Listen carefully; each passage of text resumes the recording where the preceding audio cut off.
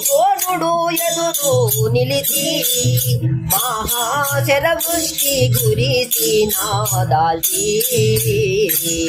గురువు ద్రోణుడు ఎదురు నిలిచి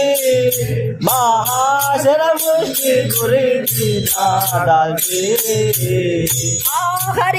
హరిహరాదులకైనా అలివిగా కను నిలువా హరిహరాదులకైనా అలవిగా నిలువా శరణాని ద్రోణుని శరాముని లేటిగని హరియుదలు పగ వినియు ధర్మము హతముగ శ్రద్ధామ కరియ శరము వదులగ దోను దుష్ట భూముడును శిరమును వధించే భగవద్గీతయు వేద